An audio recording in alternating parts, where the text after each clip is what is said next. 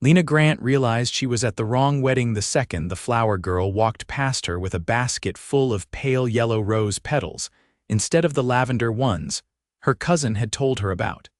She froze mid-step on the perfectly manicured lawn of a sprawling vineyard estate just outside Napa. Folding chairs lined both sides of the white aisle runner, all facing a stunning floral arch. The guests were dressed in sleek neutral tones and designer sunglasses. This was not her cousin's laid-back lakeside wedding. "Oh no," Lena whispered, eyes darting around. "This is not the right wedding."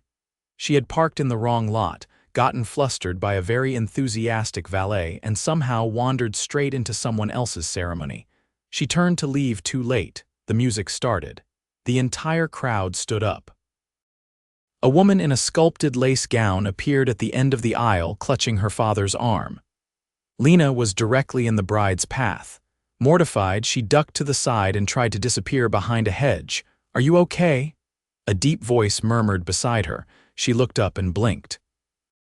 The man was tall, broad-shouldered, and wearing a perfectly tailored charcoal suit that probably cost more than her entire car. His dark brown hair was swept back, and his sharp jawline was made even more striking by the sunlight that caught on his cheekbones. He looked like he walked out of a GQ cover shoot. I thought this was someone else's wedding. I'm so sorry," Lena whispered, feeling her face burn. "You crashed it?" he asked, one brow lifting, but not in a judgmental way. There was amusement in his voice, curiosity even. "I didn't mean to," she whispered back. "It was a mistake. I swear I'm not one of those people who crashes weddings for fun or something." He chuckled quietly. "You're the most interesting thing that's happened all day." She looked at him again. His eyes were green. Not just green intense, piercing like emerald glass, and he wasn't moving, wasn't judging, wasn't waving security over to drag her out. "I should go," she whispered again, backing away, but he smiled genuinely and held out his hand. "I'm York Bennett," he said. "Stay a little longer." "I'll keep you out of trouble." She stared at his hand like it might explode. "I really shouldn't." "Just until the ceremony's over," he said, his voice low, coaxing. "Then we can sneak out together. You can tell me who you were actually looking for." Lena hesitated, then she took his hand. They stood together under the shade of a sycamore tree as the bride reached the altar.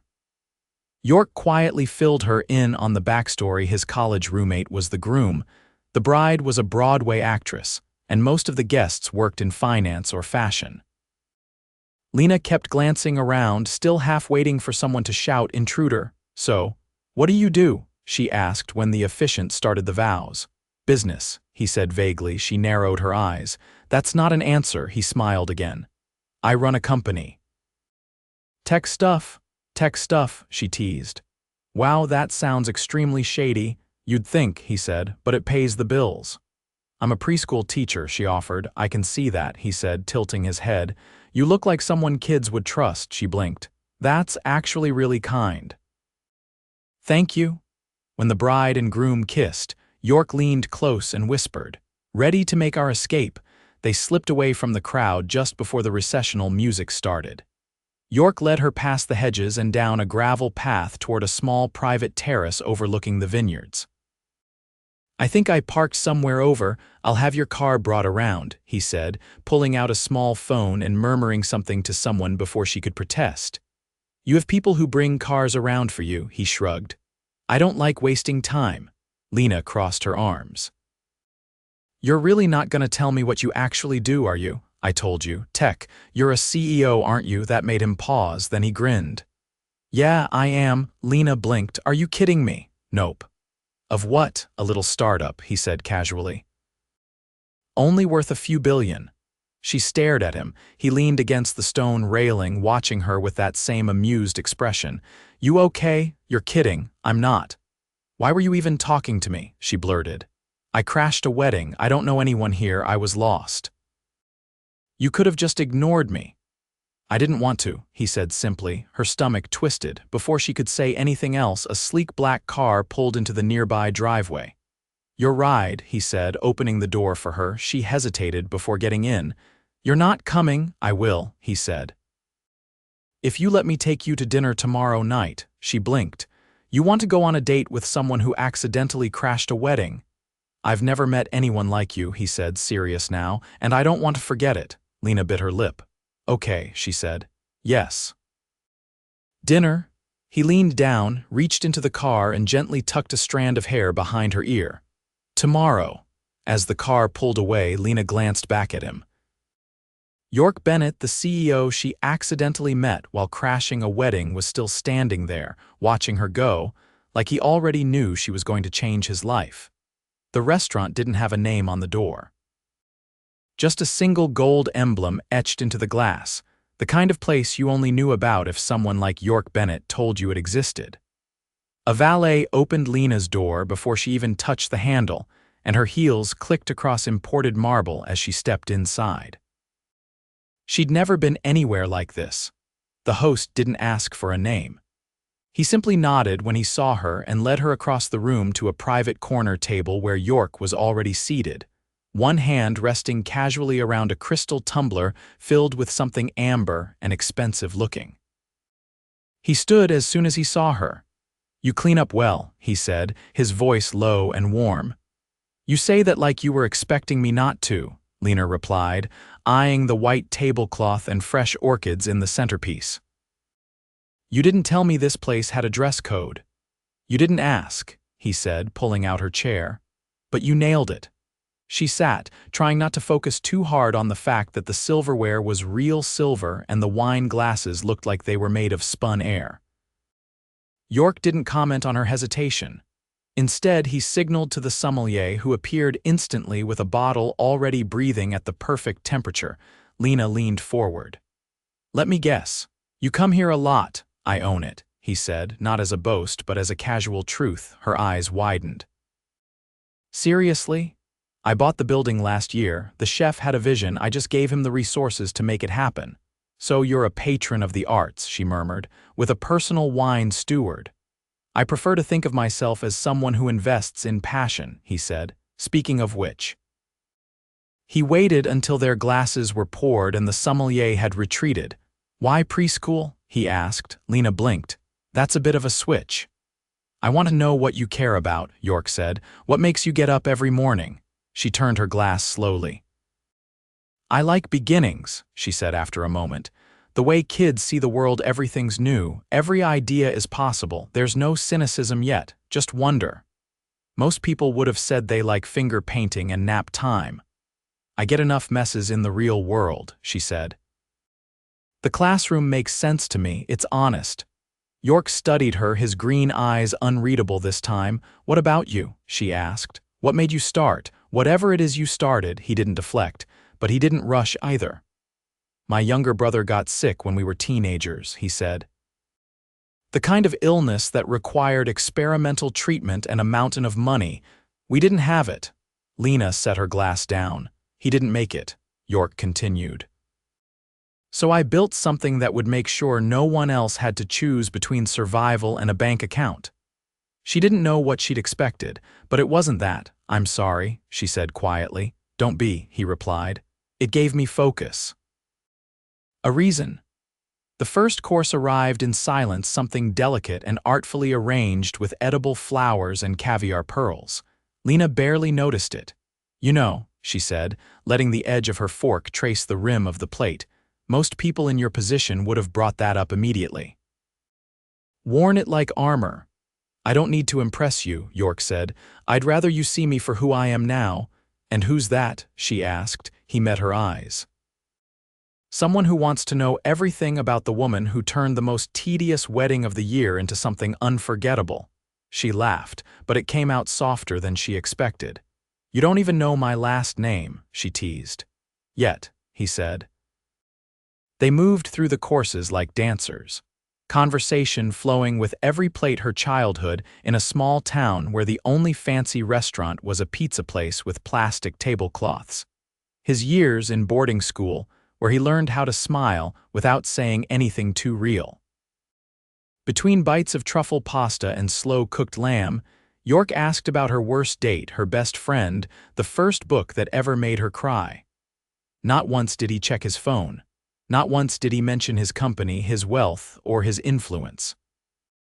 When dessert arrived, something involving rose cream and spun sugar, Lena leaned back in her chair and looked at him. "This was supposed to be one dinner," she said. "I don't usually do things like this." "Neither do I," York replied. "So what now?" He paused, then reached into his jacket pocket and placed something on the table. A small envelope. Inside was a handwritten invitation. "To what?" she asked, holding it delicately. "My company's private gala," he said. "Tomorrow night." "That's fast," she said. "I don't like waiting," he answered, "and I want you to see my world." She hesitated. "And if I say no, I'll ask again the next day," he said, "and the next, until you say yes." She stared at the envelope. "I don't belong at a place like that," she murmured. "You belong wherever you want to be," York said. "But if you come, I promise you won't be alone." She didn't answer. Not yet. But she didn't give the envelope back either. The invitation had been printed on thick cream paper, the ink raised and gleaming under the light of Lena's apartment. She'd stared at it for nearly an hour the night before, running her fingers over her name, wondering if she'd wake up and find it vanished like a dream. But it didn't disappear. And now she was standing in front of a glass elevator that rose through the center of a 20-story atrium, her reflection framed by crystal chandeliers and steel beams that looked more like art than architecture. She clutched her small black evening bag, trying not to fidget. Her dress, a deep plum silk that hugged her waist, had been a last-minute miracle courtesy of her best friend, who'd insisted she couldn't show up in anything off the sale rack. Her shoes pinched slightly, but she figured glamour had a price. When the elevator doors opened, a woman with an earpiece greeted her. "Miss Grant," Lena nodded, her voice caught somewhere in her throat. "This way, please." She followed the woman through a corridor lined with flickering sconces and into a grand hall that seemed to hum with wealth. The ceiling soared, covered in gold leaf and hanging gardens suspended in glass orbs. A live quartet played in the corner, their music weaving seamlessly through the air like a film score. York was already waiting for her at the top of the marble steps, wearing a midnight blue tuxedo with a black silk lapel and a look that made her forget how to breathe. "You came," he said, stepping closer. "I almost didn't," Lena confessed. "I would have found you," York replied, offering his arm. As they descended into the crowd, Lena felt every eye shift toward them. Soft greetings from sharply dressed men and women melted in their wake, but York didn't slow to introduce her. He led her straight to a private lounge tucked behind a velvet partition, where the music faded into something more distant. "Is this always your life?" Lena asked, scanning the room's velvet sofas and mirrored walls. "Only sometimes," York said. "Tonight's important. Not just because of the company." "What's happening?" "We're announcing a new fund, one designed to support early childhood education in underserved areas." Lena blinked. "You didn't tell me that." "I wanted you to hear it here," he said, "with everyone else." She turned to him slowly. "This has something to do with me, doesn't it?" He didn't deny it. "You inspired it," he said. "That night at the restaurant, the way you talked about what you do, it reminded me what real impact looks like." Lena stared at him, grappling with the flood of disbelief and something warmer, deeper. "I don't know what to say," she said finally. "Just stay," he said. "For the announcement. Afterwards we'll leave, just you and me." She nodded, her throat tight. Later, as York stood on the main stage, Lena watched from the edge of the room. His voice filled the space, measured, confident, magnetic. He spoke of access, opportunity, and the need to build something that didn't just generate returns but changed lives. When he unveiled the name of the fund and announced the first round of grants, there was a beat of stunned silence followed by thunderous applause, but his eyes never left her. Afterwards, he found her near the terrace doors where the night breeze crept in and whispered against her skin. "I should have warned you," he said. "Did it overwhelm you? You started a fund," she said, "because of something I said over dessert." "I've done bigger things for less meaningful reasons," York replied. "This one matters." She looked up at him. "People are going to talk about why you did this." "About me?" "Let them," he said. "I'm not hiding it. But we barely know each other, she whispered, her voice cracking slightly. We will, he said, if you let me. She didn't answer right away. The weight of the room, the night, the attention it pressed in from all sides. Come with me, York said suddenly. Where? Somewhere no one else is. He took her hand, not in the way someone takes possession, but like he needed the contact to stay grounded. They slipped away through a side hall, past a staff-only sign, and up a narrow staircase that opened onto the rooftop. The city spread out beneath them, glittering and alive. I come here when I can't think straight, he said. No one follows me. She turned toward the edge. It's quiet, he stepped beside her. So are you. I'm trying to figure out how this happened, she said. Last week I was painting alphabet murals and grading finger paint portfolios. Now I'm standing on a rooftop with a man who just created a multi-million-dollar initiative because I made an offhand comment over dinner. York exhaled, his voice low. It wasn't offhand. She turned to look at him. I've been surrounded by people who chase power because they think it fills something, he said. You reminded me that it's supposed to start with purpose. Her chest ached at the honesty in his voice. I'm scared, she admitted. This is too fast. I'm not asking you to marry me, he said.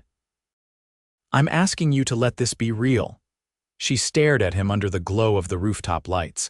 Then tell me something you've never told anyone. York hesitated, then looked out over the skyline. Sometimes I'm terrified that if I stop moving, I'll disappear. That everything I've built will collapse the moment I stop trying to hold it all up. Lena's heart twisted. She stepped closer, her voice steady now. Then don't hold it up alone. He looked at her, and something in his expression shifted. The armor cracked just a little. You make it sound easy, he said. It's not, she replied. But maybe it doesn't have to be impossible. Silence stretched between them, not empty but charged with understanding. I want more, he said finally. More nights, more of you, whatever this becomes, I want it. Lena's breath hitched. I want that too, she whispered. Then he kissed her, not with urgency but with certainty. The city stretched behind them, but in that moment, everything else faded. It wasn't a promise. It was a beginning.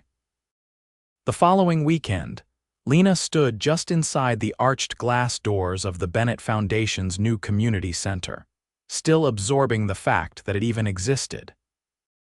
The building had once been an abandoned public library, but now its walls gleamed with fresh paint, soft lighting, and the sound of children's laughter echoing from down the hall.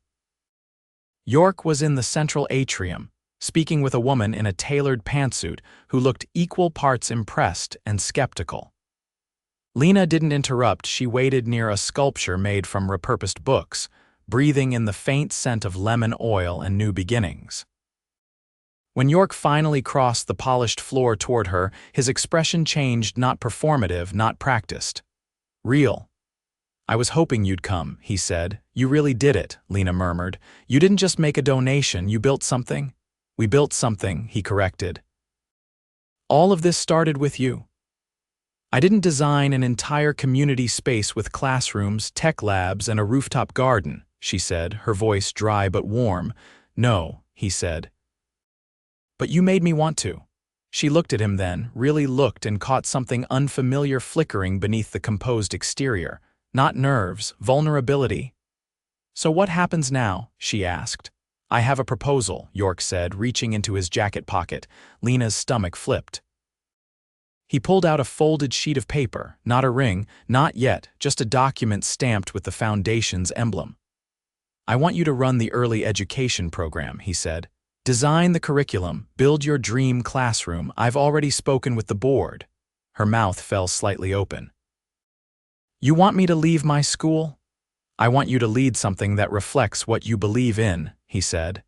This place was built with that in mind. She swallowed, her fingers brushing the edge of the paper. I don't even know what kind of salary something like this comes with. You name it, he said. This isn't a job offer, it's a calling you're calling. I just made the space for it. Lena slowly folded the page again. You could have picked anyone, someone with a doctorate. A whole team of consultants. I picked you, he said, because I trust you and because I want you close. She hesitated.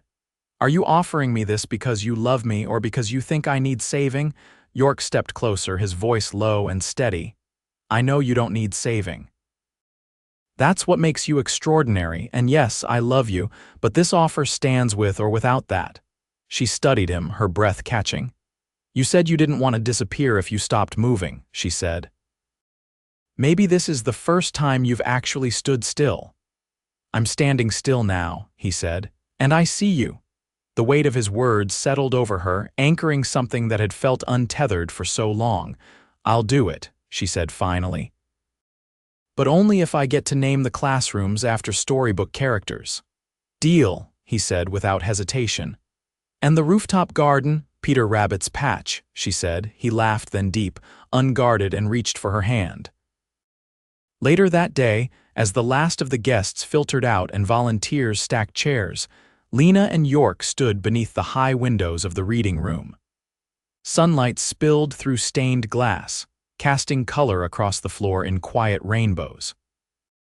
I didn't think any of this could happen, Lena said softly. Not really, not to me. I didn't think I could feel anything that wasn't transactional, York replied. You changed that.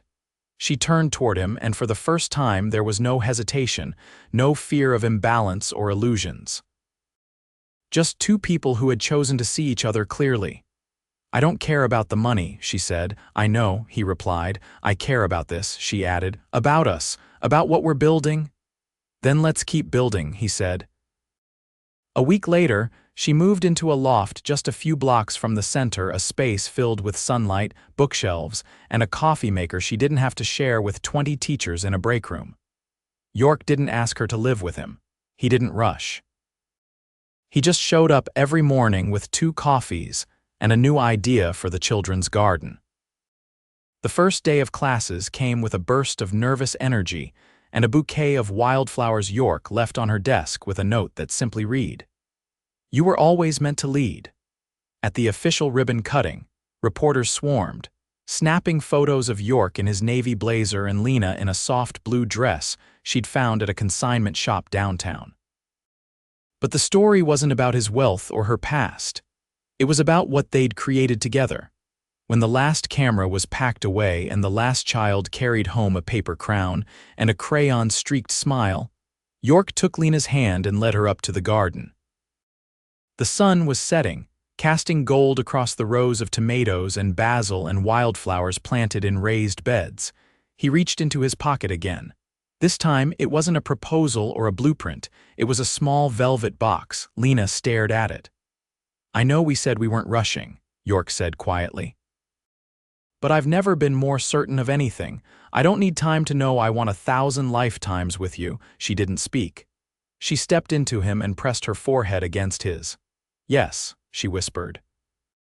He slid the ring onto her finger, a delicate band with a single oval diamond, surrounded by tiny sapphires, just like the ones in her favorite storybook illustration. They didn't kiss like a fairy tale. They kissed like a promise. And in the middle of a garden they dreamed into life, with the city below and their future blooming around them. York Bennett and Lena Grant wrote a love story no one could have predicted. But every part of it made perfect sense. York adjusted the cuff of his shirt as the final board member signed the foundation's long-term funding agreement. The ink was still drying, but Lena's name was already printed at the center of the Education Initiative's leadership charter. She hadn't asked for that. He hadn't asked if she wanted it. He just knew she deserved it. From the corner of the rooftop conference room, he watched her through the glass wall kneeling beside a row of paint-smeared kids as they planted marigolds in the new rooftop greenhouse. Her hair was pulled into a loose braid, her cheeks flushed from the sun, and her laugh carried through the open door like it belonged there. You're staring again, said Nora Lynn, the foundation's legal director, closing her briefcase with a dry smile. York didn't look away. You've never seen her with the kids, have you? She's a natural, Nora said. You're lucky. I know. Later, when the last child had been picked up and the greenhouse was quiet again, Lena walked into York's office, her hands still dusty, a streak of dirt on her temple. You have a meeting in 10 minutes, she said, closing the door behind her. I canceled it. her eyebrows lifted. "You canceled a meeting with the Minister of Education. I rescheduled it," he said. "For something more important." She leaned her hip against the edge of his desk, crossing her arms. "More important than federal grants, she tilted her head. "Careful, Bennett, that kind of talk will get you married." He stood and crossed the small space between them. "That's the plan." They hadn't set a date yet, not because they were unsure, but because both of them had been caught in the whirlwind of building something lasting, the kind of love that didn't demand urgency but invited permanence. "Do you want to get married in the city?" he asked. "Or somewhere quieter?" Lena's eyes softened. "I don't care where, just not in a ballroom filled with people you don't like." He reached for her hand. "Then let's do something different," she nodded slowly. "A vineyard," he laughed under his breath. Full circle. That summer they rented a stone villa in Provence. No press, no formalities, just a handful of close friends, wildflowers instead of centerpieces, and vows spoken under a canopy of olive trees. Lena wore a simple ivory dress that fluttered in the lavender-scented breeze. York wore a suit without a tie, his sleeves rolled up, his expression raw and certain. "I don't need to be saved," Lena said, her voice clear beneath the open sky. "But I do want to be chosen. And you've chosen me every day." "I've built empires," York said, "but nothing I've created has ever felt like home until you." They signed the license on a picnic table, toasted with local wine, and danced barefoot to an old record player under a string of lanterns. No paparazzi, no press release. Just truth. 3 months later, Lena stepped into her new classroom, one she'd designed herself. Every wall hand-painted with storybook illustrations, every shelf lined with books in multiple languages. She walked through the space with York at her side and paused in front of a small brass plaque beside the door. "You didn't," she whispered. It read, "The Lena Grant Learning Wing. For the ones who teach us how to begin." He kissed the side of her head. "I did." She looked up at him. "You're still full of surprises. Just one more." He handed her a small envelope, plain and unmarked. Inside was a photo, a grainy black and white ultrasound. Lena blinked, her breath catching. "Is this?" He nodded. "I wanted to tell you yesterday, but I thought you might want to find out here." She stared at the tiny shape on the printout, her hands trembling. "I didn't even how did you? You fell asleep on the couch last week," he said. "You were smiling in your sleep." "I don't know why, but I just knew." Tears welled in her eyes. "Are you happy?" "I've never been anything else since I met you." They stood together in the quiet classroom, the future shifting around them like sunlight through autumn leaves. Years passed. Their daughter had York's eyes and Lena's stubborn tilt of the chin. She grew up chasing butterflies in the rooftop garden and falling asleep in her mother's reading circle. The foundation flourished, the school expanded, but York and Lena never lost what they'd built between them.